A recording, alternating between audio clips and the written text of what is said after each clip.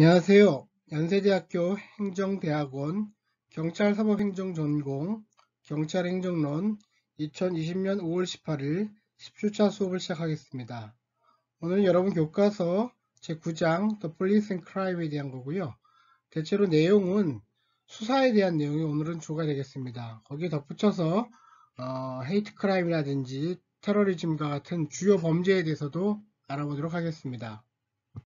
오늘 수업 9장 들어가기 전에요. 지난 시간에 배운 8장 Peacekeeping and Order Maintenance 질서유지 활동이었죠. 그에 관해서 복습을 좀 하도록 하겠습니다. 처음에 폴리스 롤이라고 있었지 않습니까?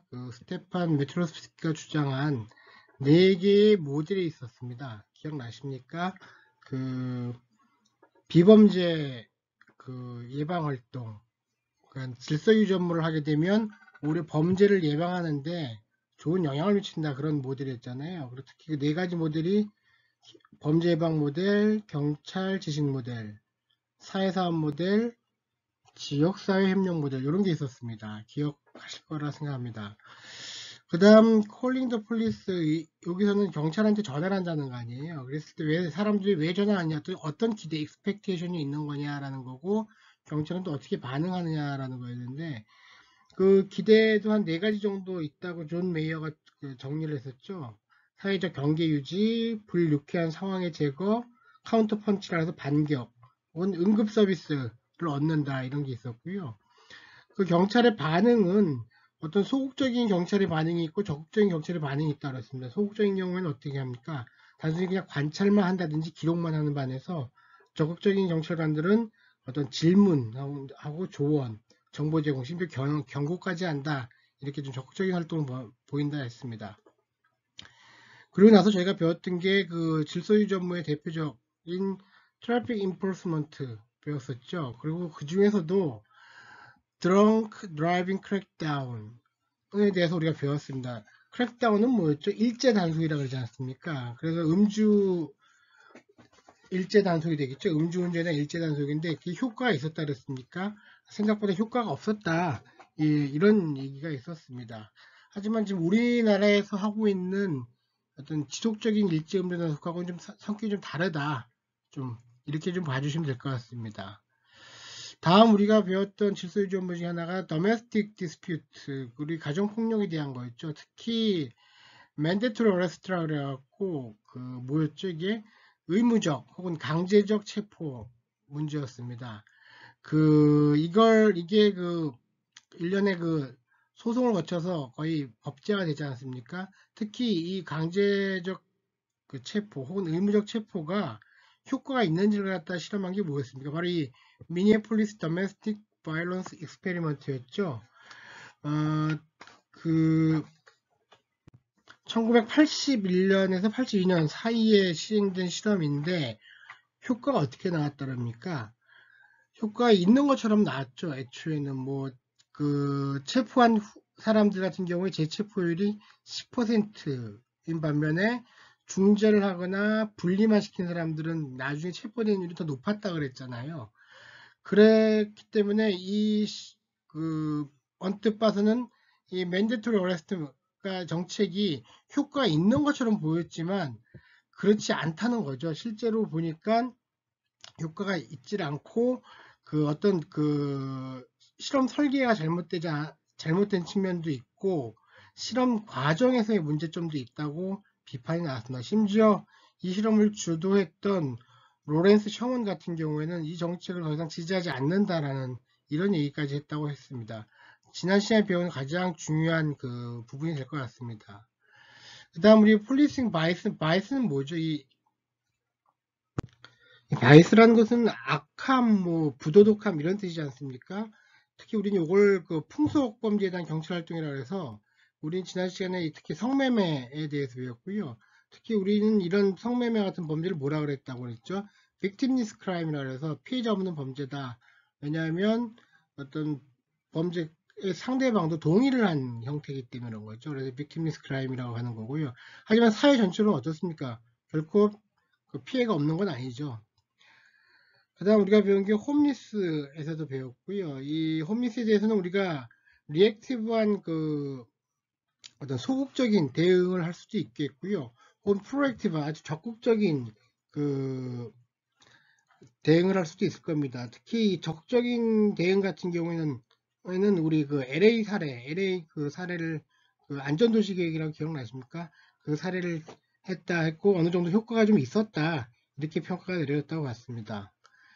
그다음 우리 그 멘탈리 1이라 그래서 그 정신병자에 대한 경찰 활동도 배웠죠. 그래서 우리 가장 많이 하는 게 뭡니까? 사이키아트릭 퍼스트 에이드죠. 그래서 심리적인 응급 조치라 그래서 가서 어떤 뭐 병원에 옮긴다는 것보다는 그 자리에서 이렇게 캄다운 시키는 그리고 이렇게 좀 긴급 조치를 취하는 정도의 그런 걸 갖다 우리 사이키아트릭 퍼스트 에이드라고 그러고요.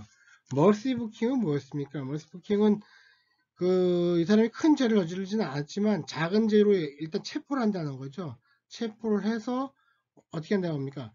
병원에 입원을 시킨다는 겁니까? 그래서 멀시라는 뜻이죠. 이게 자비란 뜻이지 않습니까? 멀시가. 자비로운 예약이라는 뜻이죠. 그래서 이렇게 하는 경우도 있다라는 거고, 우리 에이즈 환자에 대한 어떤 경찰 활동도 배웠습니다. 특히 이 부분은 우리가 최근에 겪고 있는 그 코로나 바이러스 관련해서도 어떤 함의를 줄 수 있는 부분이었고요. 특히 그 다음에 마지막으로 청소년 그 경찰 활동에 대해서는 우리가 데어라는 프로그램이 있었다는 거 기억하실 겁니다. 데어가 뭐의 약자였습니까?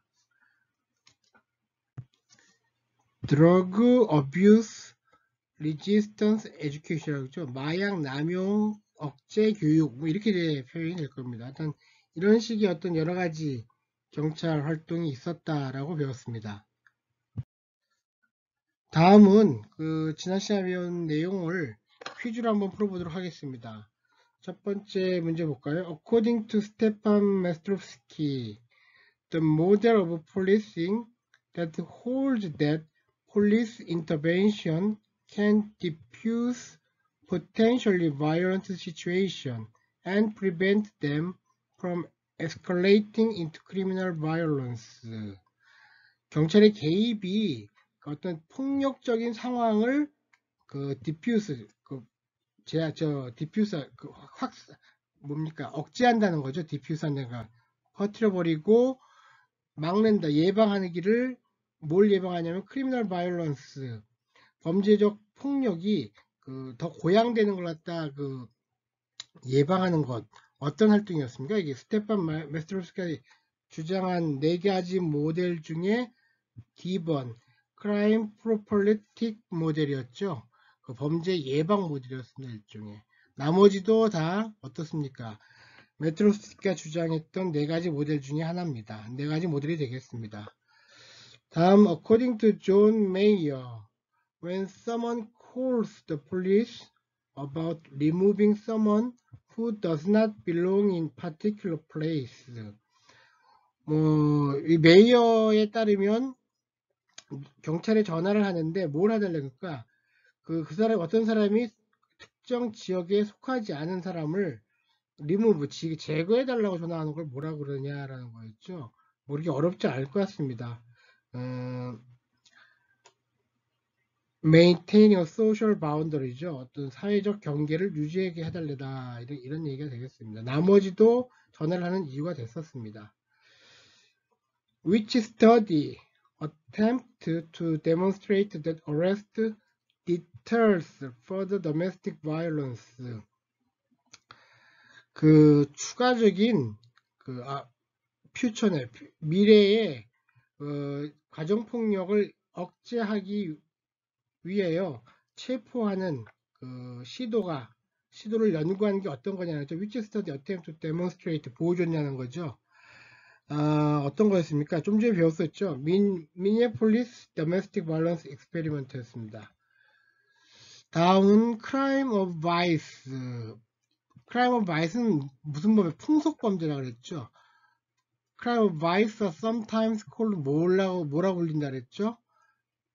D번 Victimless Crime이라고 불린다 그랬죠. 피해자 없는 범죄다 이렇게 얘기했습니다. When a police officer is called to deal with a mentally ill person through an informal disposition, This is sometimes referred to as 뭐라 불린다 그랬습니까? 이렇게 비공식적으로 처치를 한다는 거죠. 이게 정신병자에 대해서 우리를 psychiatric first aid, 심리적인 응급처치다 이렇게 얘기를 했습니다. 이건 mercy booking 좀 전에 설명을 드렸고요. Police their program, 그 their program은 deal with the issue, 뭘 다루는 겁니까?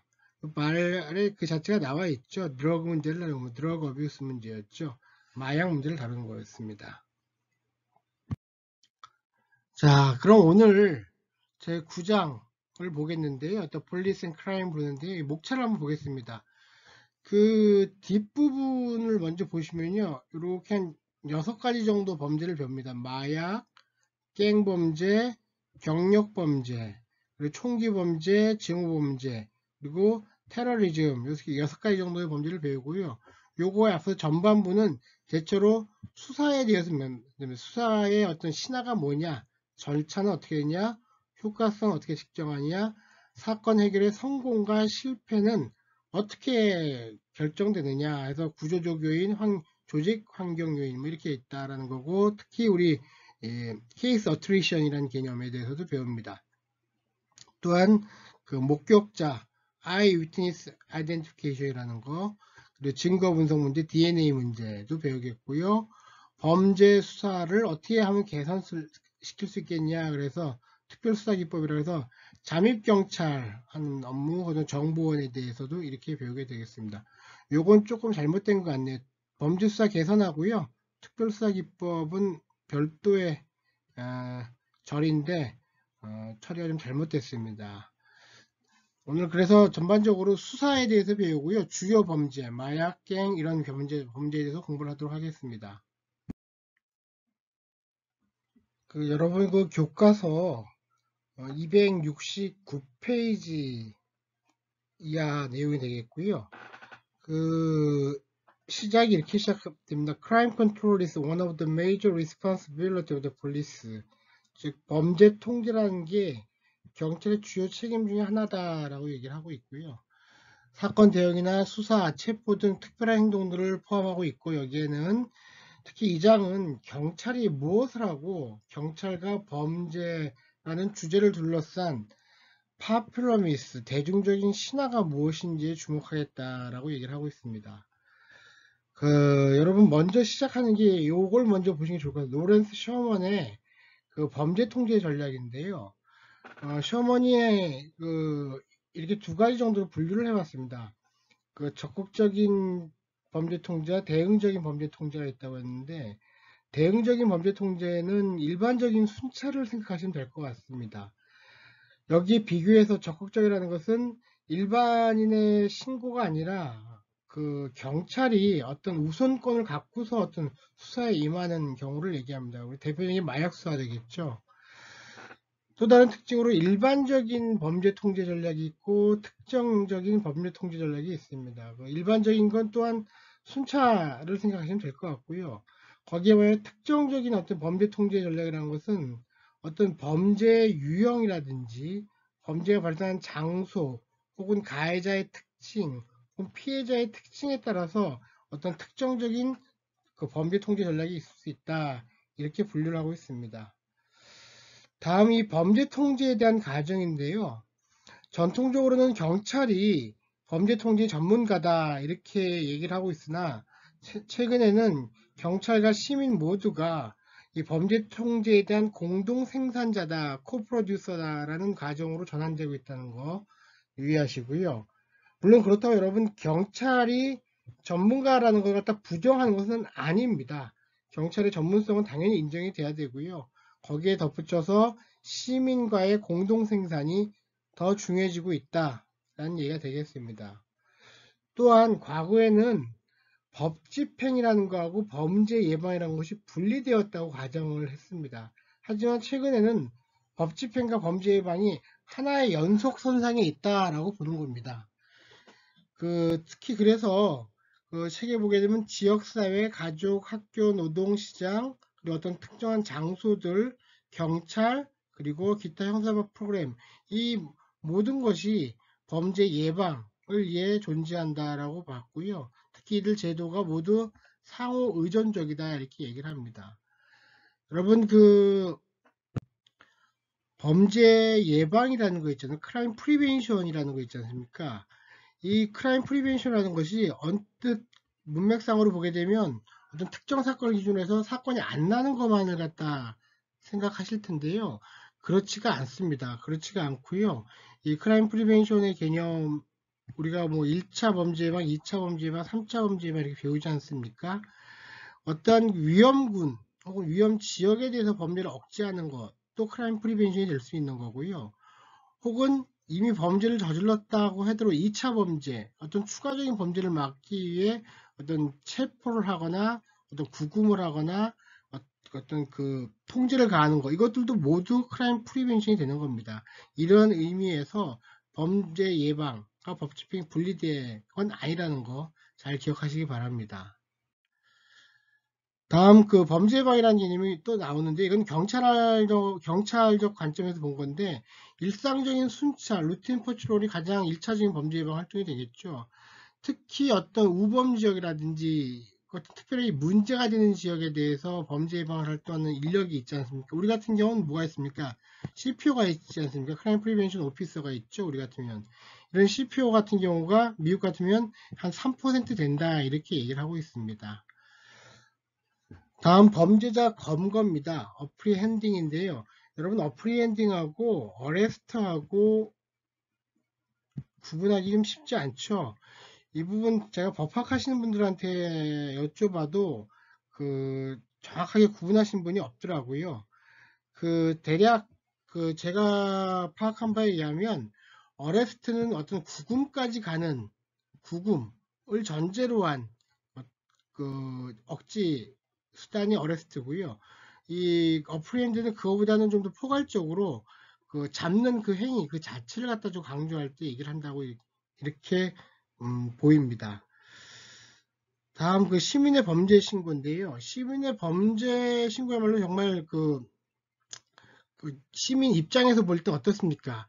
아주 자유재량적인 결정이 되겠죠. 그래서 우리가 이 시민의 어떤 이런 위치를 리얼 게이트키퍼다 이렇게 얘기를 합니다. 우리 그 누굴 게이트키퍼로 합니까? 형사사법, 경찰, 검찰, 법원, 그리고 교정기관으로 이어지는 이 크리미널 저스티스 시스템, 형사사법 체계 내에서 이 경찰을 우리는 보통 게이트키퍼라고 그러지 않습니까? 근데 거기에 반해서 시민이야말로 이런 게이트키퍼한테 또한 어떤 그 신고를 하고 어떤 시사에 단서를 준다 그래서 리얼 게이트키퍼다 이렇게 얘기한다고 합니다. 근데 정말 이런 모든 범죄가 신고될까요? 그렇지 않죠. 우리 NCBS 그 미국의 내셔널 크라임 빅티마이징 서베이라 그러지 않습니까? 여기에 따르면 폭력범죄의 51%, 재산범죄의 39.3%만 신고되고 있다 이렇게 얘기가 됩니다. 우리 같으면 어떻습니까? 우리도 이 범죄 전국 범죄 피해 조사를 하고 있는데 이 수치를 갖다 제대로 파악을 못하고 있습니다. 왜냐하면 표본 집단이 좀 작아서요. 이걸 대표적으로 내놓지 못하고 있는 상황입니다. 다음 신고 영향 요인인데 그럼 어떤 경우에 신고를 하고 어떤 경우 안 하겠느냐라는 거 아닙니까? 범죄가 심각했을 때 당연히 하겠죠. 피해 규모가 컸을 때 혹은 인종과 소득에 따라서도 있는데요. 흑인이나 고소득자가 백인이나 저소득자보다는 신고를 많이 한다라는 거고요. 여성이 신고율이 떨어지고 청소년도 신고율이 떨어진다고 봅니다. 특히 경찰에 대해서 신뢰가 중요한데요. 신뢰가 높을수록 신고율이 올라간다 이렇게 보고 있습니다. 다음 언파운딩 크라임, 이게 미발견 범죄라고 얘기하는데요. 자, 미국 같은 경우에는 그 신고된 범죄는 공식 문서로 만들어져서 UCR, 유니폼 크라임 레코드라서 우리나라에 그러니까 이 UCR은 FBI에서 관리하는 건데 우리나라의 그 우리나라에 킥스라고 있지 않습니까? 그 킥스와 유사한 거라고 생각하면 될 겁니다. 미국도 마찬가지로 UCR에 입력이 되는데 이런 여기에 입력이 안 되고 어떤 보고가 되지 않는 범죄가 있다라는 거죠. 그걸 우리는 미발견 범죄, 언파운딩 크라임이라고 얘기를 합니다. 이 도널드 블랙이라는 학자는 그 전체 범죄의 64%만이 문수화된다. 나머지는 어떻게 된다니까? 우리 뭐 속된 말로 뭉갠다 그러죠. 이 문서가 되지 않고 그 감춰지는 그런 범죄가 될 것 같습니다. 다만 이런 문제에 대해서 처벌 규정이 없다는 거죠. 미국 같은 경우에. 그래서 이게 문제가 되고 있다는 거고요. 다만 여기서도 범죄가 심각할수록 고소인이 명확하게 의사를 밝힐수록 혹은 범죄가 모르는 사람에 의해서 저질러질수록 이게 신고가 잘 된다는 거고요. 또 재밌는 것은 고소인이 경찰관에게 정중할수록 문서 가능성이 높다 이렇게 얘기를 하고 있습니다. 이렇게 미발견 범죄, unfounding crime으로 처리되는 이유는 어떤 이유냐면 먼저 시민들의 형법에 대한 이해가 부족하다는 겁니다. 이게 시민들 입장에선 범죄가 될 거라고 생각했지만 그렇지 않다라는 거죠. 우리 어떤 경우가 많습니다. 우리도 고소 같은 경우에 민사사건인데 많이 그 경찰서에 와서 고소하고 그러지 않습니까? 비슷한 그 맥락이 되겠습니다. 또한 증거가 불충분한 경우에도 미발견 범죄가 된다는 거고요. 재량권을 남용하는 경우에도 그 이해가 됩니다. 예를 들어 약물 피해자가 자기가 어디서 맞았다라고 그 마약 그 중독자로 보이는 사람이 이게 신고를 한다. 그러면 이걸 잘 안 받아준다. 이런 연구가 있는 겁니다. 또한 그 경찰서가 범죄를 낮추기 위해서 체계적으로 미발견 범죄를 기록하는 경우가 보고되기도 했습니다. 일종의 날조가 되겠죠. 제명을 바꾸기도 하고 이럴 경우. 그래서 강간을 폭행으로 한다든지 강도를 절도로 한다든지. 이게 왜냐하면 자치경찰제의 하나의 문제일 수도 있는데요. 각 경찰서 간의 경쟁이 있다 보니까 이 경찰서에서 서로 어떻습니까? 자기 어떤 범죄를 좀 낮추려고 하는 그런 의미에서 이런 게 벌어졌고, 우리도 과거에 이런 일들이 적지 않았던 예가 있었습니다.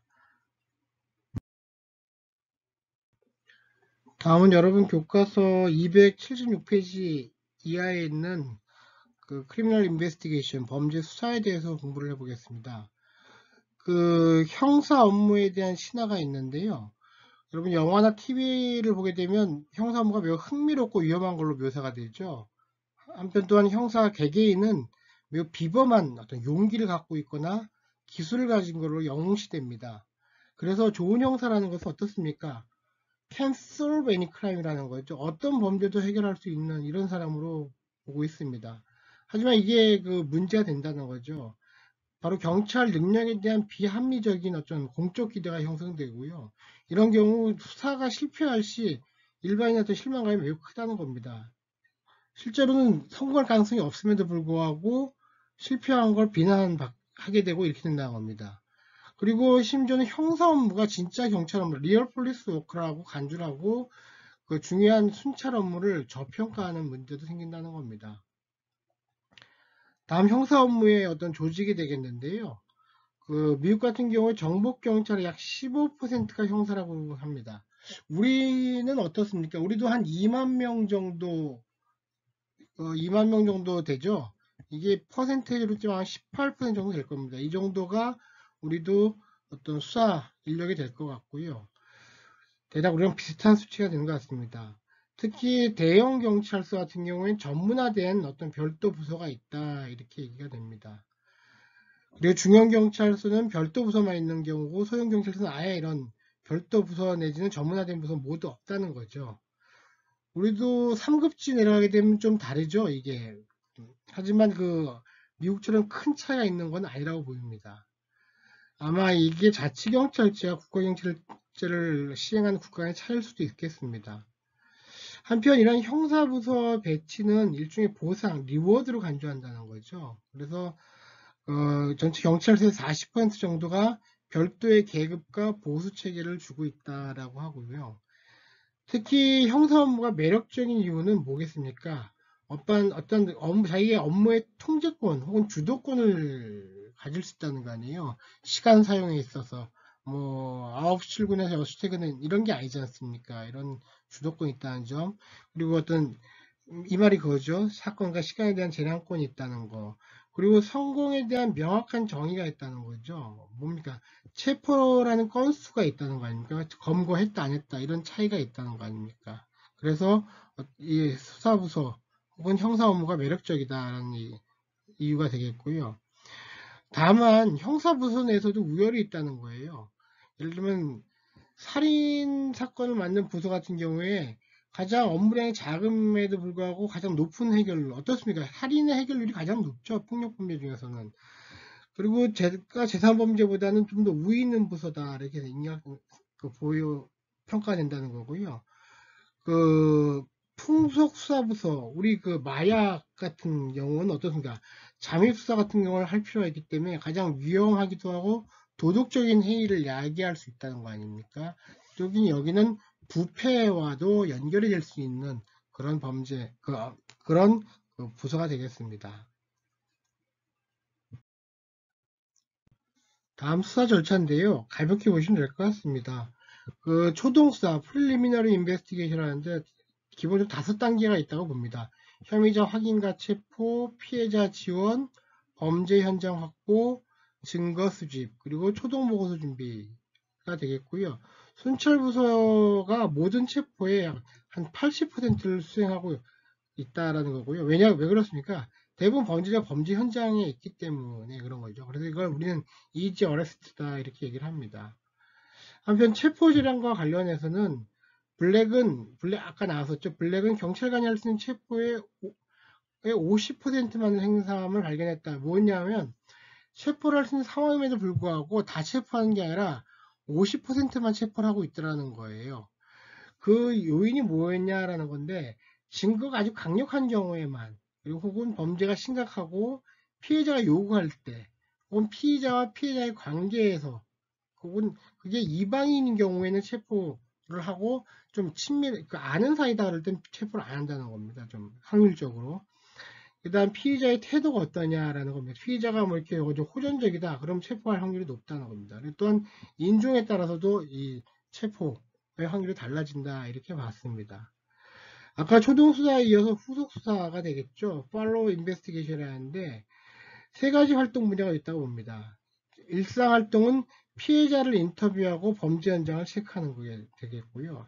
2차 활동은 목격자 탐문을 하고 이 목격자의 여타 사람들을 인터뷰하고 어떤 상관과 논의를 하는 그리고 물증 수집하는 단계가 되겠고요. 3차 활동 같은 경우에는 순찰 경찰관과 논의를 하는 겁니다. 실진이 현장으로 돌아가는 거죠. 다시 한번.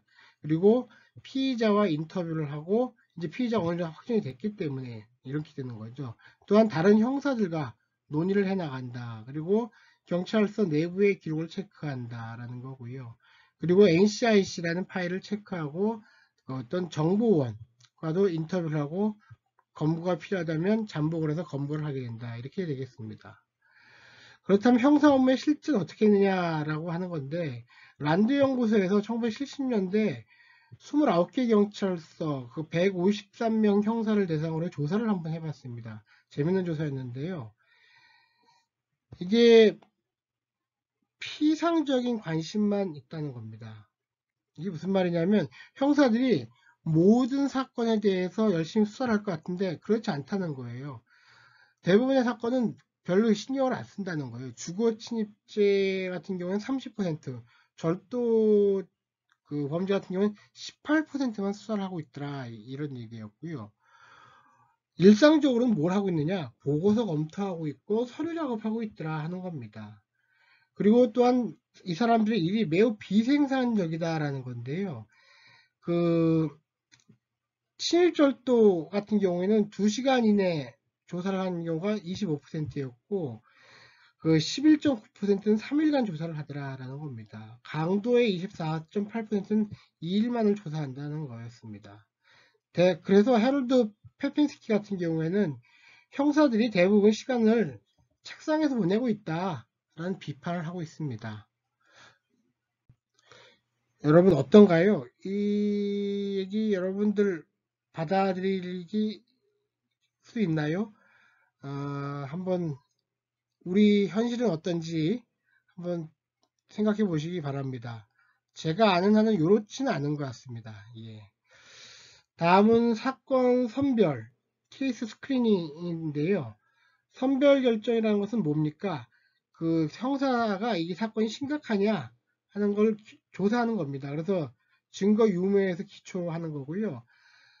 특히 어떤 경찰서 같은 경우는 사건 해결 요인이라는 걸 만들어 갖고 이런 선별 절차를 공식적으로 운영하고 있다는 겁니다. 때문에 어떤 100이라는 사건이 터졌다고 할지라도 100이라는 사건이라는 걸 모든 걸 갖다 수사하는 건 아니라는 거죠. 실제 사건 선별을 통해서 이건 해결되겠다, 해결 안 되겠다 해서 해결되는 거에만 집중한다는 거죠. 그래서 명목 업무량이라든지 작업 가능 업무량, 실제 업무량이 모두 다르다라는 점 쉽게 이해할 수 있을 겁니다.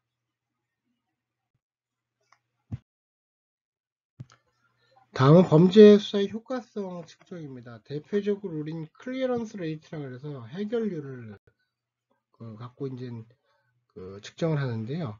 이 해결을 어떻게 정의하냐라는 거죠. 가해자를 식별할 수 있다. 식별할 수 있고, 두 번째로 기소할 충분한 증거가 있다. 그리고 실제 구금을 하고 있다. 이 세 가지가 만족돼야지 해결이 됐다고 보는 겁니다. 그렇게 따질 때 전체 미국의 어떤 주요 범죄를 지표범죄라든가 지표범죄, 인덱스 크라임의 22%만이 해결되고 있다라고 보는 겁니다. 우리하고 비교해보면 상당히 낮은 수치가 되겠죠. 이런 해결률의 어떤 문제점이 뭐냐 하면 일단 신고가 모두 되질 않는다는 거죠. 그나마 이 해결률이 낮은데 불구하고 신고조차 많이 되지 않는다는 이런 문제가 있다는 거고요. 이 해결률 세 가지 기준이 경찰서마다 다르다는 겁니다. 기준이. 그래서 비교하기가 쉽지 않다는 거고, 특히 더 문제가 되는 것은 이 해결률에 대한 자료를 조작하고 있다는 겁니다. 예를 들면 추가 수사를 통해서 여죄 수사라 그러죠. 여죄 수사를 통해서 그것도 제가 한 걸로 이렇게 덮어씌운다는 거죠. 그리고 예외적 해결이라는 게 있는데요. 예를 들면 어떤 사람이 사망했다거나 피의자가 사망했다거나 아니면 뭐 해외로 나갔다거나 그래서 도저히 체포할 수 없거나 체포하는 게 무의미하게 된 경우 우리 같은 기소 중지가 되겠죠. 기조가 아니라 기소입니다. 기소 중지가 되는데 이런 걸 갖다 오남용한다는 겁니다. 그래서 근데 더 큰 문제는 이런 게 미국 같은 경우 외부 감사 대상이 아니라는 거예요. 그런 문제가 있다라는 거고요. 한편 체포의 정의는 왜 얘기를 하냐면 이 실제 구금하고 있다는 게 체포와 관련되는 거 있지 않습니까? 그러니까 네 가지 의미가 있다는 겁니다. 법적으로는 법적 권위와 의도를 가지고 자유를 박탈하는 거, 이걸 법적 체포라고 그러고, 행태상으로는 어떤 무력에 의한 제재를 얘기한다라는 거고요. 어떤 주관적인 체포라는 것은 대상자가 느끼는 그걸 자체를 얘기하는 거고, 공식적인 체포라는 것은 어떤 보고서를 작성했을 때를 얘기하는데, 이 작성 시기가 어떤 단계에서 작성을 하느냐에 따라 다르다는 겁니다. 입건 단계냐, 처음에 체포됐을 때냐, 이렇게 다르기 때문에 어떤 비교가 쉽지 않다라고 이렇게 보고 있습니다.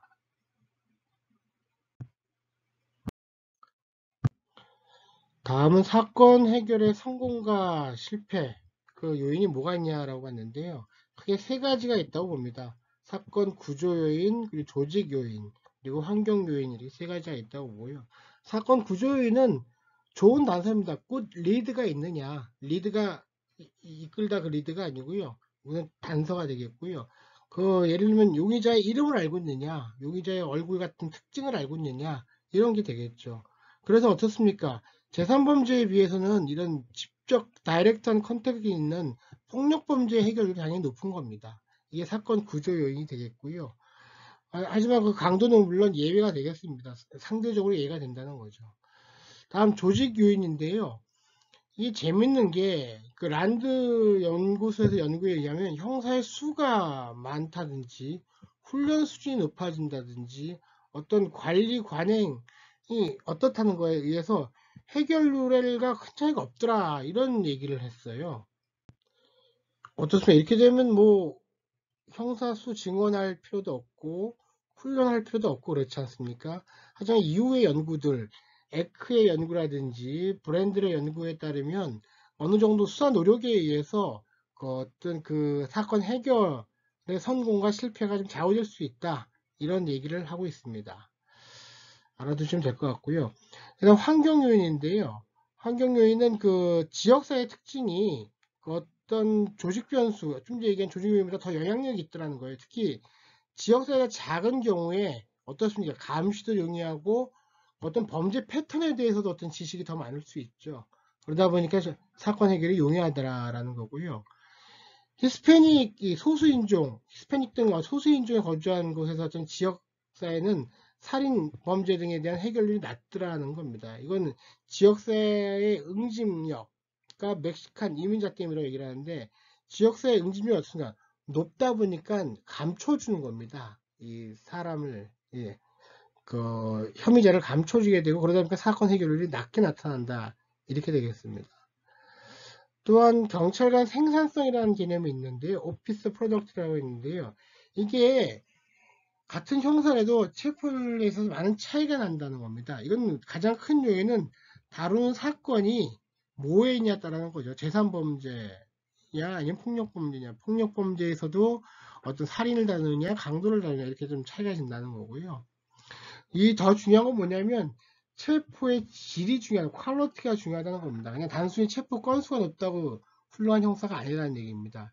예를 들면 뭐냐면 중범죄에 대해서 기소하고 나중에 유죄까지 나올 수 있느냐 이게 더 중요하다. 그래서 체포 경찰관 어떤 형사의 생산성 같은 경우에는 양 외에 질도 봐야 된다라는 건데요. 이게 바로 나오게 될 이 사건 탈락의 문제와 관련됩니다. 사건 탈락은 케이스 어트리션인데요. 이게 어떤 의미냐면 그 최종적으로 그 유죄 판결까지 받아서 복역을 하게 되는 이런 확률이 되는 겁니다. 예를 들어 캘리포니아 같은 경우에는 전체 체포된 사람의 중에서 11%가 경찰 석방이 된다는 겁니다. 그리고 15%는 또한 기소가 거부된다는 거고요. 18%는 무죄 판결을 받는다고 합니다. 그렇게 되면 이게 이 세 가지를 다 합치면 어떻게 됩니까? 44%가 되지 않겠습니까? 이 44%를 우리가 탈락률이라고 그러는 겁니다. 이 44%의 탈락률을 얼마나 낮추느냐 하는 게 체포의 질하고도 관계된다는 거죠.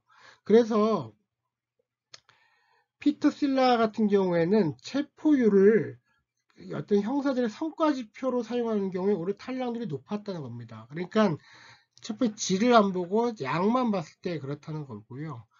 재밌는 것은 어떤 자원 투입을 많이 하는 경우에 탈락률이 떨어지더라라는 겁니다. 참고로 여러분 책에 에모라고 나오는데요. 모두스 오퍼란디라고 나오는데 이건 범죄 수법을 얘기합니다. 상식적으로 좀 알아두시고요. 인슬로라는 곳에서 연구를 했는데요. 특히 여러분들이 이거 우리나라하고도 많이 관련이 있던 얘기라서 그러는데 형사들이 자기 사건의 결과에 대해서 무관심하더라는 겁니다. 뭐냐면 자기 사건이 나중에 무죄가 됐는지 유죄가 됐는지 유죄가 됐다면 어느 정도 형을 받았는지 거의 관심이 없다는 거예요. 이걸 제가 실제 그 연구를 하면서 그 물어봤었는데 의외로 그 자기 사건에 대해서 알고 계신 분이 많지 않았습니다. 아마 그 당시에는 제가 했던 게 형사법 통계망이 갖추어지기 전에 조사를 한 거라서 그럴 수도 있을 것 같고요. 아마 최근에는 형통망이 가동되고 있기 때문에 그 이전보다는 어떤 관심도가 높아지지 않았을까 이렇게 생각은 듭니다. 자, 다음은 그 수사에서 목격자 확인, 증거 분석, DNA 활용에 대해서 좀 보도록 하겠습니다. 여러분, 아이 위트니스, 목격자라고 하지 않습니까? 그, 목격자 확인이 되게 중요하죠, 수사에 있어서. 하지만, 우리 그 인간의 어떤 인지상, 기억상의 문제가 크기 때문에 어떤 과장되거나 어떤 고정관념이 끼어들 여지가 많다는 좀 주의해야 된다는 얘기고요. 다음 증거 분석과 관련해서는 어떤 미국 같은 경우에는 작은 경찰서는 이걸 할 수 있는 그 기관이 별도로 없습니다. 그래서 큰 경찰서라든지 주기관을 이용하게 되고요. 특히 핑거프린트, 지문 같은 경우에는 범죄자들 사이에서도 너무 잘 알려져 갖고 범죄 해결의 효용이 떨어지고 있다는 겁니다. 그래서 침입절도의 10%만이 획득할 수 있고 그 중에서도 3%만 어떤 체포와 연결되고 있다라는 얘기가 되겠습니다. 다음 DNA인데요. 미국 같은 경우에는 DNA 자료가 모두 어디로 보내지냐? FBI로 보내집니다. 그래서 FBI의 그 NDIS 그 제도가 있거든요. 그 내셔널 DNA 인덱싱 시스템이라고 그래갖고 여기에서 모두 종합이 됩니다. 우리는 어떻습니까? 그 국가수가 DNA를 갖다 보관하고 있고 또 대검이 또 보관하고 있죠. 우리는 이렇게 그 대검하고 국가수하고 이 두 군데가 나눠서 이렇게 좀 관리 체계가 좀 이완화되어 있는 특징이 좀 있습니다. 이게 통합될 필요가 분명히 있을 겁니다. 관리는 되되 아니면 관리는 서로 분리되되 서로 교환이 되는 이런 시스템으로 되는 게 맞고요. 지금 그래도 어느 정도 왔다 갔다 하는 걸로는 제가 알고 있습니다. 그 미국 같은 경우에 두 가지 형태의 DNA가 있다 이렇게 얘기를 합니다. 그 범죄 현장에서 획득한 포렌식 인덱스가 되겠고요. 유죄 범죄자로부터 획득하는 컨빅티드 오펜더 인덱스가 있다는 얘기입니다. 우리 같은 경우에 그런 포렌식 인덱스 같은 경우는 어디로 갑니까? 국가수로 주로 가죠. 그리고 교도소에 수용되어 있는 사람들 같은 경우에 DNA는 이 대검으로 이렇게 가서 보관이 되고 있습니다. 슈레더의 연구인데요. 슈레더의 연구에 의하면 사건의 6.7%만이 이 DNA를 사용하고 있다라는 거고, 이 DNA는 최후의 보루의 도구다 이렇게 얘기하고 있습니다. 잘 사용 안 된다 이렇게 봤는데, 반면에 리터 같은 경우에는 침입절도 해결에 유용했고 심지어 체포율이 2배나 증가했다라고 이렇게 얘기하고 있습니다. 뭐 쉽게 얘기할 수 있겠죠. 뭐 어떻게 보면 활용할 수 있으면 최대한 활용을 해야겠죠. DNA는. 예. 다음 범죄 수사와의 개선, Improving Criminal Investigation인데요.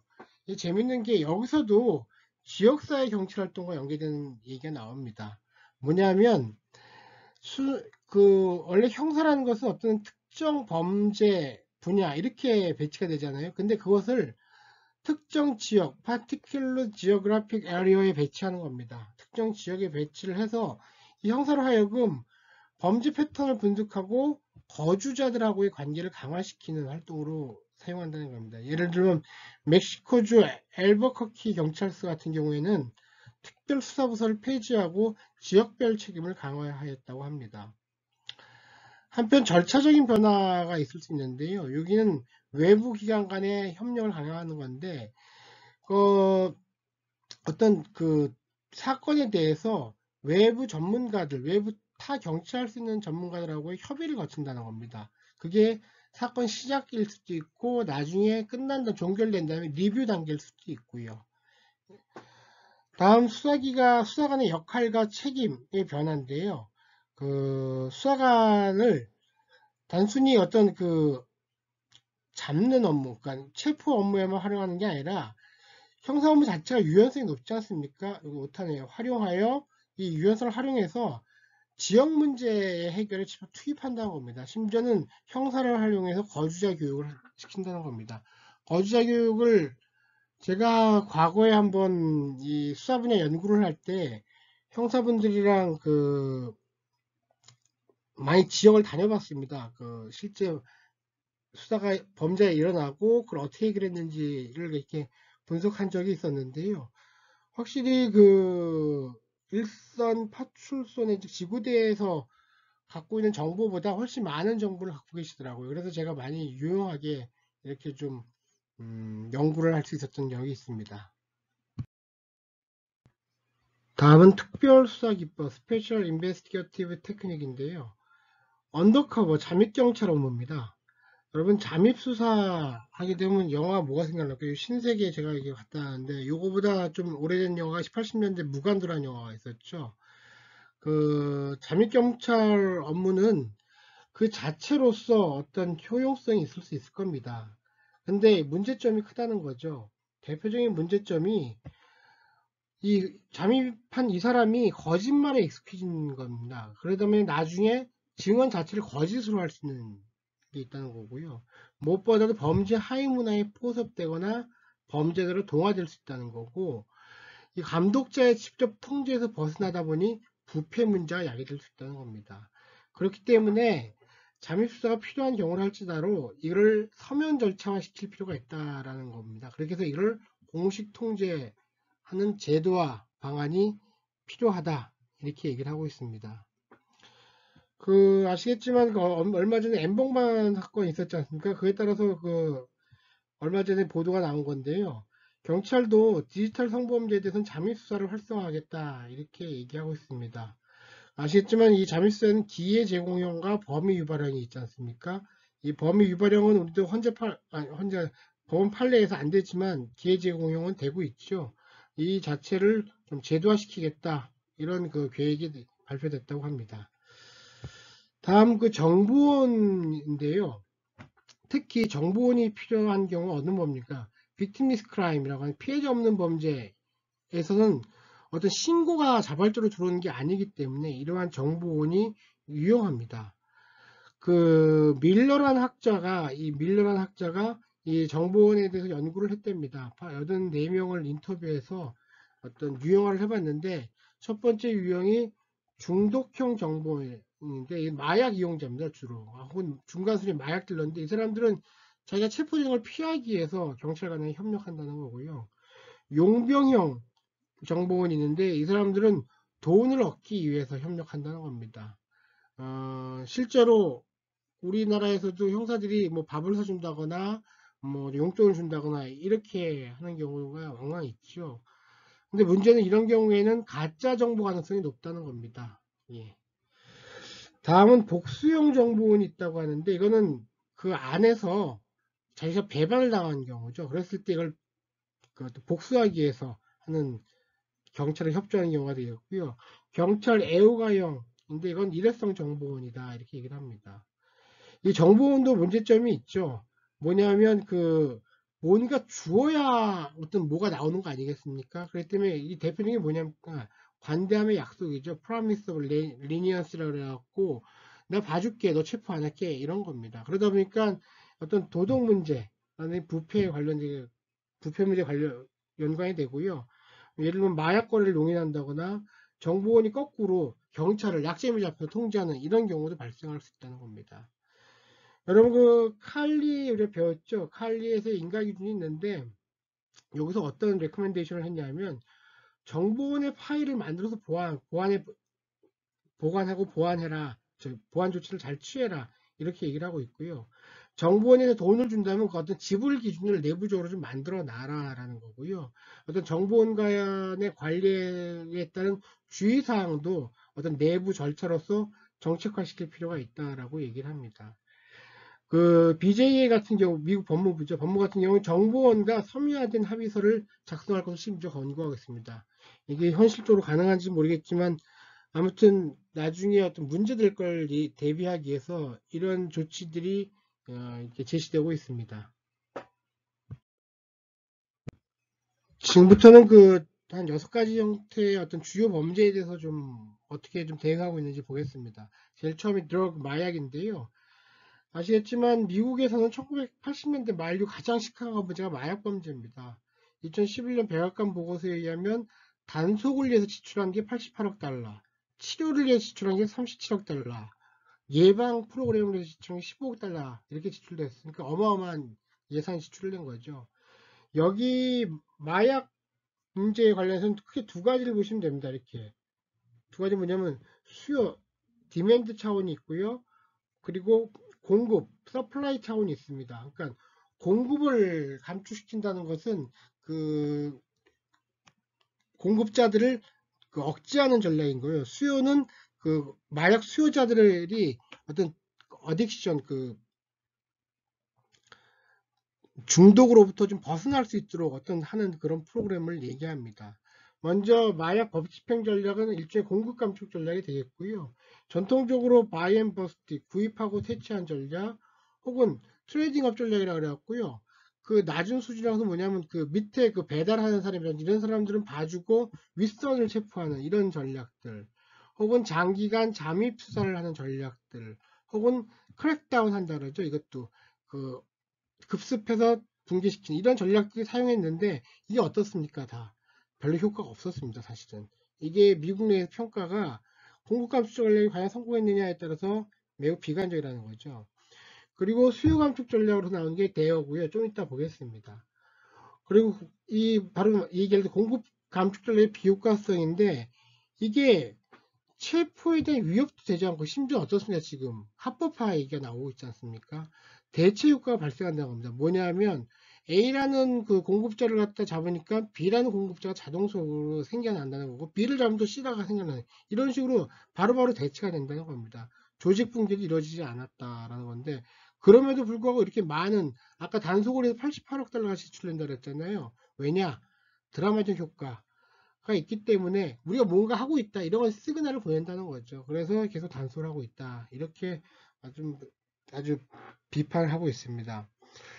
특히 소수인종 마이너리티에 대해서는 체포율이 꽤 높습니다. 이게 우리 지난번에 봤던 그 음주 단속 같은 경우도 비슷한 게 있었죠.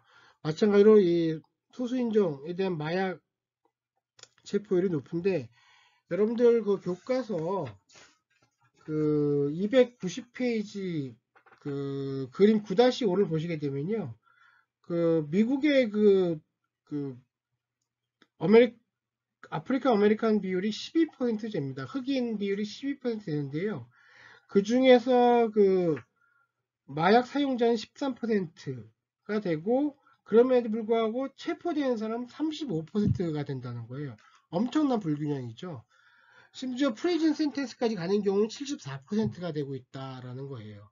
그러다 보면 이게 순전히 그 문제가 경찰서 정책 내지는 어떤 바이어스가 있다는 겁니다. 사실 이 사람들이 타겟팅하고 있다는 거죠. 다음 마약 공급 전략, 공급에 대한 감축 전략과 대비되는 수요 감축 전략인데요. 대표적인 대어 프로그램입니다. 디맨드 리덕션이라는 측면인데 대어가 모약자라고 아까 얘기했죠. 드러그 어뷰스 리지스턴트 에듀케이션 프로그램이죠. 여기 있는 사자가 그 대어 프로그램의 마스코트가 됩니다. 여기 드러그 어뷰스 리지스턴트 에듀케이션이라고 있죠. 제가 사진을 못 준비했는데 그 학생들 대상으로 해서 어떤 교육을 하는 거고요. 시작은 그 1983년 LAPD에서 유래했습니다. 그 경찰관에 의해서 17시간의 수업을 했고요. 현재는 75%의 교육자치구에서 이 프로그램을 채용하고 있고 심지어는 다른 국가에 수출까지 하고 있다고 합니다. 이게 이렇게 확산된 데는 부모들이 많이 걱정을 하고 있기 때문에 그거에 대한 대처할 수 있다는 믿음, 그리고 교육에 대한 교육을 하면 좋아지겠다는 믿음, 그리고 무엇보다도 뭔가 하고 있다 이런 외관을 보였다는 거죠. 이거에 대해서 중요한 효과성 연구가 있었는데요. 단기, 장기 모두 유의미한 효과는 없는 걸로 나타났습니다. 좀 그렇죠. 그럼에도 불구하고 이 교육이 없어질 거다라고 보는 사람은 없습니다. 그리고 뒷페이지에서 볼 건데요. 이 GREAT라고 있지 않습니까? Gang Resistance Education and Training. 요것도 뒤에서 볼 갱 범죄와 관련돼서 미리 좀 한번 봐두시기 바랍니다. 방금 얘기했듯이 그 갱과 관련된 범죄 경찰 활동인데요. 그 1982년하고 그 오늘 최근을 비교해보면 어떠냐면 10만 이상 인구 도시의 27%가 갱 문제를 갖고 있었다면 1982년에 오늘날에는 대도시의 86%가 이런 갱 문제를 갖고 있다는 겁니다. 그래서 심지어 그 현재는 2만 8천 개의 조직 그리고 73만 명의 멤버가 있다는 거예요. 엄청난 갱 멤버가 있는 거죠, 미국에. 우리나라의 조폭 수준하고는 비교도 안 됩니다. 예. 다음 중요한 것은 이런 갱 구성원들이 일반 비행 청소년보다도 폭력 범죄 체포율이 2배 이상 높다는 겁니다. 이 친구들이 조직의 힘을 믿고서 그렇게 하게 되겠죠. 그래서 여기에도 두 가지 전략이 있는데 어떤 진압과 예방 전략이 있다 이렇게 됩니다. 진압 같은 경우에는 1980년대 이후부터 전담부서가 만들어지기 시작했고요. 그 법무부 통계에 의하면 3분의 1의 경찰서가 이런 전담부서를 가지고 있는 것으로 보입니다. 그 상징적인 활동이라고 하면 뭐냐면 이 사람들이 좀 보여주기 식이래요. 저희가 좀 전에 봤듯이 그 대여라든지 그 그레이트 같은 경우 이름이 멋있지 않습니까? 그레이트 대여 뭐 이런 식으로 만들고 심지어 겟이라 그래서 갱 인포스먼트 팀 이래서 어떤 자기들이 어떤 일을 한다 이런 걸 갖다 좀 보여주려고 좀 많이 애를 씁니다. 클레인 등이 어떤 효과성 분석을 했는데요. 여기서 그 살인사건 해결률이 더 높았다는 겁니다. 아무래도 관련 정보가 많기 때문에 확실히 이 분야에 대한 그 해결률이 높게 나타났습니다. 그 다음 게임 예방 프로그램인데 이게 좀 전에 봤지 그레이트 프로그램이라고 있습니다. 그레이트 프로그램이 있고 1991년 피닉스 경찰서가 도입했고 처음 도입했고 이거 여기서는 중학생을 대상으로 해서 주 1회 9주 동안 수업하고 이 제도는 현재 이 프로그램은 50개 주가 모두 채용하고 있습니다. 에스벤스 연구인데요. 그 22개 학교 8학년을 대상으로 해서 4개년 동안 분석을 했는데 과연 이 교육을 받은 집단하고 안 받은 집단의 차이가 있었느냐 봤는데 깽단 가입하는 데는 영향이 없었다라고 알려져 있습니다. 우리 좀 전에 봤던 대어 프로그램과 마찬가지가 되겠습니다. 다음은 좀 주제를 바꿔서요. 경력범죄자 커리어 크리미널이라고 합니다. 경력범죄자에 대한 경찰 활동인데 이 아이디어가 어디서 나타나냐면 볼프강이라는 학자가 출생 코호트 연구를 했어요. 여기에 의하면 매우 적은 소수의 사람들이 매우 높은 비율로 중범죄를 저지른다는 겁니다. 그러니까 모든 사람이 범죄를 저지르는 게 아니라 특히 어떤 계층 혹은 어떤 지역에 있는 사람들이 이렇게 그 출생 연도 와 연관시켜서 된다는 거죠. 그래서 만든 게 재범자 프로그램입니다. 리피트 오펜더 프로그램인데요. 여기서는 대체로 내용이 집중적인 감시와 체포를 하게 되고요. 특별 영장 서비스를 받게 됩니다. 일종의 사전 영장을 받을 수도 있는 겁니다. 그래서 사례 증진 프로그램인데 이거는 검사에게 범죄자에 대한 자세한 정보를 제공한다는 거예요. 일반적인 정보보다. 그래서 기소율을 높인다는 거고요. 실제로 워싱턴 경찰서에서 ROP를 도입했는데 타 경찰서 자료를 활용해서 일주일에 5개 이상 지표 범죄를 저지른 사람에 대해서 위치 추적과 체포 활동을 통해서 많은 효과를 거뒀다고 알려지고 있습니다. 다만 이런 효과성이 효과성을 달성하는 데 있어서 많은 비용이 들어갔고요. 타 업무, 이 사람들이 그 업무만 하다 보니까 타 업무를 하지 못했다는 거예요. 그래서 전반적으로 이거에 대해서는 효율성에 대해서는 어떤 비판이 있다는 겁니다. 제가 여기 2011년 충북 경찰청에서 한 주폭 수사를 이렇게 예를 하나 들어놨는데요. 이게 비슷한 지금 연구입니다. 여러분 우리가 알고 있는 우범자 관리 이거하고는 다르고요. 경력범죄에 대한 경찰활동은 현재 범죄를 저지르고 있는데 소수한 범죄를 저지르는지 아니면 중범죄 여러 가지를 저지르고 지금 체포가 안 된 경우입니다. 여러분 이 충북청 2011년에 충북청 같은 게 어땠습니까? 주폭이라는 사람들이 그 건 하나 갖고는 체포를 할 수가 없잖아요. 근데 이 사람들에 대해서 세세하게 수사를 하기 시작했죠. 그러고 나니까 이 사람들이 뭐 가정폭력도 있고 절도한 것도 드러나게 되고 그래서 이걸 묶어서 어떻게 했으면 기소를 하게 됐고 그래서 이 사람들을 교도소에 가게 만들었지 않습니까? 이런 식의 활동이 지금 경력범죄에 대한 경찰 활동이다 이렇게 생각하면 될 것 같습니다. 다음은 총기와 총기범죄에 대한 경찰 활동입니다. NCVS National Crime Victimization Survey라고 했죠. NCVS 할 때 1993년과 2007년을 비교해 봤는데요. 총기 범죄가 70.6% 감소했다고 합니다. 미국의 경우요. 그렇지만 아직도 살인의 한 71%, 강도의 25%, 폭행의 5%는 총기를 이용하고 있다는 점 아주 심각하다는 거죠. 우리는 살인의 도구로 가장 많은 게 뭡니까? 칼이죠. 우리는 총기 같은 경우 한 해에 20건 이내로 지금 현재는 관리되고 있습니다. 뭐 과거 2000년대 초반에는 50건이 넘은 경우도 있었지만 지금은 20건 이내로 많이 줄었죠. 이 점은 아마 미국이랑 비슷한 추세를 할 텐데 워낙 뭐 비교가 안 되죠, 수치가.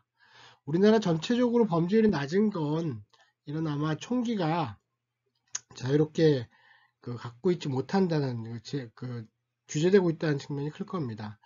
특히 총기 범죄 피해자가 소수 인종이나 남성, 젊은 계층이 높다라는 점에 특히 주목이 이해를 해주십시오. 그 우리 교과서 294페이지 표 9-6에 보면 나오죠. 구분을 해놨고요. 이 총기 범죄는 지금 미국에서 가장 큰 문제 중에 하나인데요. 이 건 서프레션, 총기 진압을 위해서 많은 활동이 있습니다.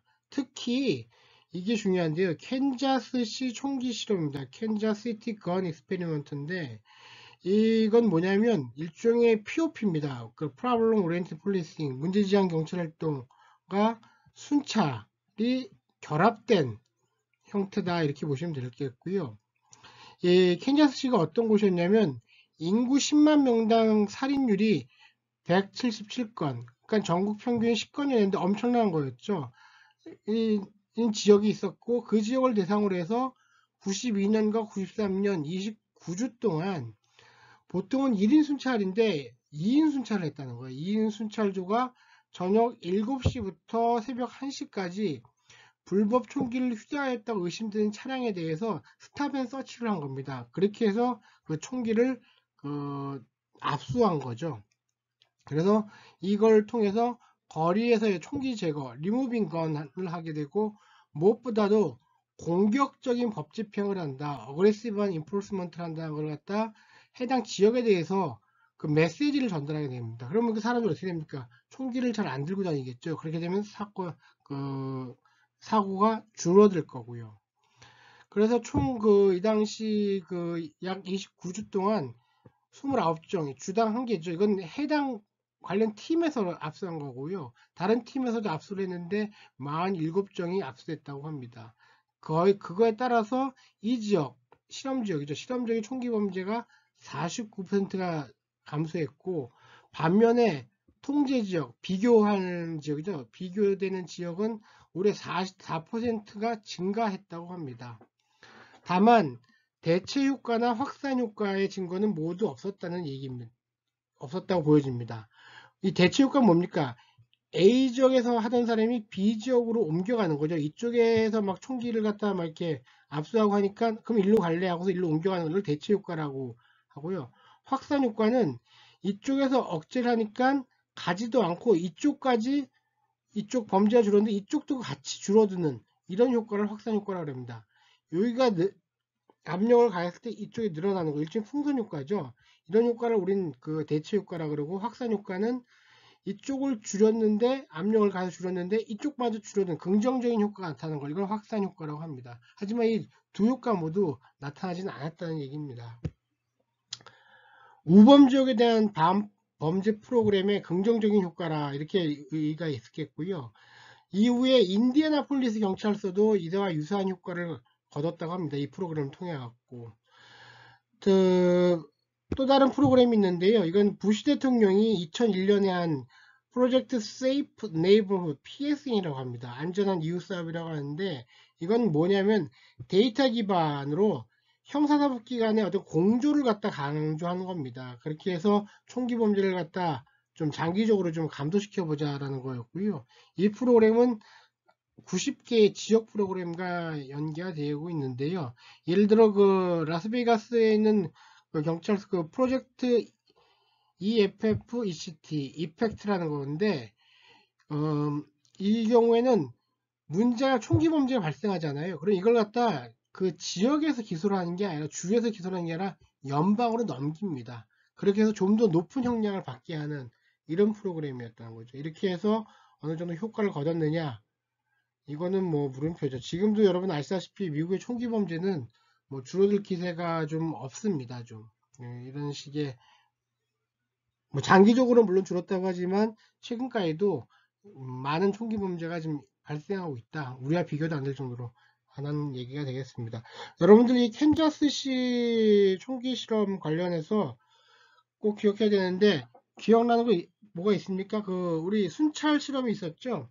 그 캔자스시 그때는 예방 순찰 실험이었지 않습니까? 그 프리벤티브 퍼츄럴 익스페리먼트라고 그랬잖아요. 요거하고 그거는 72년에 했었죠. 한 20년 전 앞입니다. 그 경찰서장 켈리가 했었다 그랬잖아요. 그거하고 요거를 혼동하지 마시라 말씀을 드리겠습니다. 다음은 증오범죄입니다. 여러분이 헤이트 크라임이라고 얘기를 하는데요. 이 증오범죄는 현재 우리나라에서도 그 논문들이 좀 나오기 시작했고요. 우리도 다문화 사회로 진입하면서 앞으로 이 문제가 좀 심각화될 수 있는 가능성이 있습니다. 그 미국 그 헤이트 크라임 스태티스틱 액트라는 법이 있는데요.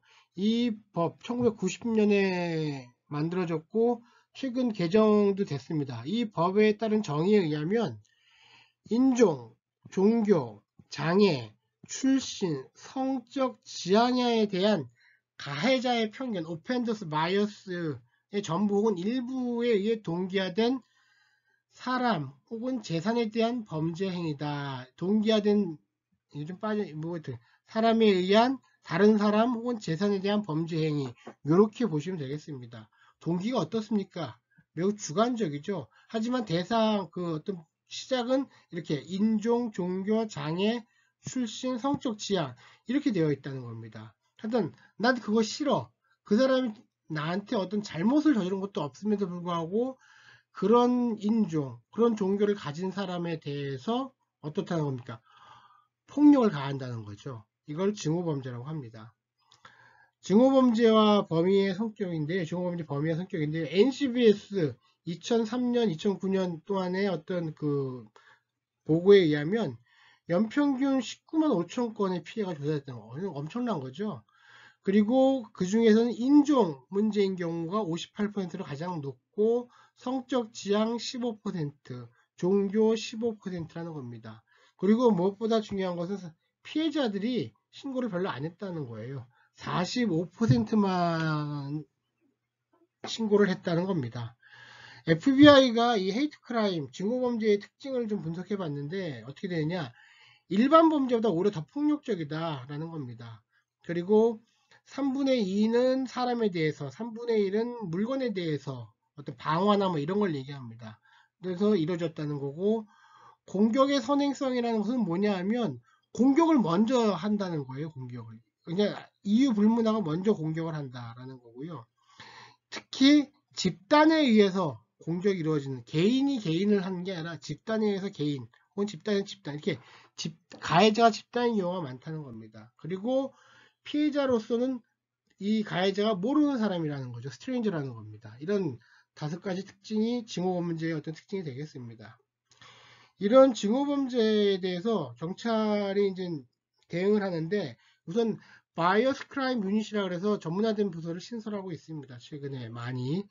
특히 이런 그 전문화된 그 대응이 중요하다는 이유에 대해서 수잔 마틴이 어떤 얘기를 했냐면, 이 범죄의 특징은 뭐냐면 피해자 중심이라는 거예요. 뭐냐면 피해자가 억울하다는 거예요. 자기가 어떤 뭐 상대방에 대해서 어떤 가해를 할 어떤 이유를 주지도 않았는데 한다는 겁니다. 특히 이 헤이트 크라임 같은 경우에는 지역사회에 큰 악영향을 미치는, 지역사회가 서로를 불신하거나 공포를 느끼거나 혹은 긴장을 하는 이런 악영향이 있다는 거고요. 무엇보다도 문제는 신고도 낮지만 처벌 수준이 약하다는 거예요. 그러다 보니까 이거에 대해서 좀 더 잘 대처해야 된다라는 얘기가 나온 거고요.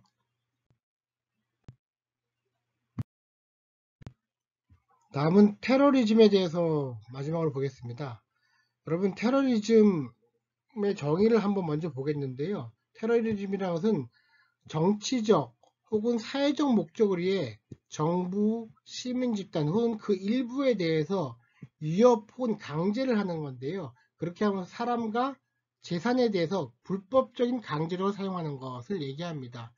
그러니까 목적이 어떻습니까? 여기서는 정치 사회적 목적입니다. 그리고 어떤 공격의 대상이 정부와 시민 집단이 된다는 겁니다. 대표적인 게 여러분 9.11 테러죠. 다만 이 9.11 테러 이후에 미국의 테러는 감소하고 있습니다. 예를 들면 1991년에서 2000년 사이에 오타입니다. 2000년입니다. 2000년의 평균 사건이 41건이고 사망자가 217명에 반해서 2002년에서 2010년 사이에는 평균 그 발생 건수가 16건이고 사망자가 25명이었다라는 겁니다. 그 아마 이거는 이 이후에 9.11 테러 이후에 어떻게 됩니까? 미국이 테러리즘에서 엄청 신경을 쓰게 되죠. 그 영향이 아닌가 싶습니다. 특히 테러리즘은 크게 국내 더메스틱 테러리즘하고요, 포린 테러리즘, 이게 크게 두 가지로 나뉩니다. 우리가 국내 테러리즘은 뭐냐면 미국 내에서 미국인에 의해 계획되고 실행되는 것을 얘기하고요. 가장 일반적이고 가장 테러의 한 80%를 차지한다고 봅니다. 메릴랜드 대학교 그 데이터베이스에 의하면 9.11 이후에 모든 테러의 4분의 3이 지구자유동맹 ELF 혹은 동물자유동맹 ALF에서 발생했다는 겁니다. 특히 방화가 많이 발생하고 있습니다. 이 사람들에 의해서. 이게 국내 테러리즘이고요. 뭐 지구자유동맹은 여러분들 아시다시피 뭐 환경보호를 위한 거고, 동물자유동맹은 동물의 어떤 동물권이랄까요? 이걸 보호를 위해서 하는 단체가 되겠습니다. 그래서 뭐 어떤 가게를 방어한다든지 이런 식으로 테러를 가행하는 경우가 되겠고요. 다음 해외 테러리즘 같은 경우에는 미국에 대해 외국인 혹은 외국 국가가 조종 혹은 자행하는 테러 활동을 얘기합니다. 미국 국경 안이나 내외에서 발생하고 있고요. 당연히 최악은 2001년에 9.11 테러겠죠. 이 당시 4건의 비행기 납치가 있었고 3,000명 이상의 사망이 있었던 거 여러분 아실 겁니다. 이후에도 이 사건으로 국민 전체가 큰 트라우마에 빠졌죠. 여러분 아시다시피 쌍둥이 빌딩에서 쌍둥이 빌딩이 아니라 그 국제무역센터 빌딩에서 이렇게 떨어지는 그 사람의 어떤 모습이라든지 이런 게 생중계가 됐죠. 특히 첫 번째 비행기 그 충돌 후에 두 번째 비행기가 충돌할 때는 이게 생생하게 중계가 되고 있지 않았습니까? 그러다 보니 그걸 본 사람들의 충격이라는 이루 말할 수가 없을 겁니다. 아무튼 그럼에도 불구하고 1993년에도 월드 트레이드 센터 공격이 있었고요. 그 외에도 98년 케냐와 탄자니아에서는 대사관 공격, 2009년에는 노스웨스트 항공기 납치 기도 사건도 있었고, 2010년에도 여러분 아시는 그 사건이 있었습니다. 2010년 같은 경우는 타임스퀘어에서 그 테러 기도가 있었죠. 하지만 저지가 됐고요. 여러분 아시다시피 2013년 보스턴 마라톤 대 테러도 있었죠. 일단 테러가 계속해서 자행은 되고 있습니다. 해외 테러를요. 다음은 이런 테러에 대한 어떤 경찰 내지는 미국 당국의 대응인데요. 가장 대표적인 게 여러분 뭡니까? 국토안보부가 신설됐죠. 국토안보부가 디파트먼트 홈랜드 시큐리티가 신설됐고요. 여기에 22개 기관이 통합되기도 하였습니다. 여러분 이미 앞에서 요거에 대해서 3장에서 배웠었죠. 그리고 나서 경찰, 소방, 의료 등 1차 담당 기관에 35억 불 대한 예산이 지원됐고요. 국경 수비에 110억 불, 그리고 생화학전 대비해서 60억 불, 연방 정보 활동에 7억 불 등 많은 예산이 이 분야에 투입이 됐습니다. 특히 FBI 같은 경우에는 정보국을 신설하고 국제 테러리즘 분석가라는 걸 갖다 4배 이상 증원했습니다. 그리고 24시간 감시 체제인 반테러리즘 감시, 시티와치라는 것을 창설했습니다. 반면에 이런 지역경찰, 로컬 폴리스에 대한 테러리즘 대응 능력 향상은 적었다는 비판이 있는데요. 여러분 아시다시피 여튼 사건이 조짐이 보이면, 왜냐하면 지역경찰한테 신고를 하지 않겠습니까? 그럼에도 불구하고 이게 좀 적었다라는 거고, 일종의 영역 다툼으로 이게 좀 터프 배틀이라 그러는데 영역 다툼으로 보여준다는 겁니다. 이거는 국토안보부가 중요 정보를 공유하지도 않고 어떤 지역경찰을 부속 취급한다는 어떤 비판에 직면했고요. 또 이쪽 입장에서는 이게 괜히 오픈했다 정보가 오용될 수도 있고 비밀이 누설될 수도 있다는 어떤 영역 다툼의 어떤 조짐이 있다, 아니 뭐 실제 일어나고 있는 현상이기도 합니다. 이렇게 평가가 이루어지고 있습니다. 여러분 오늘 고생 많으셨고요.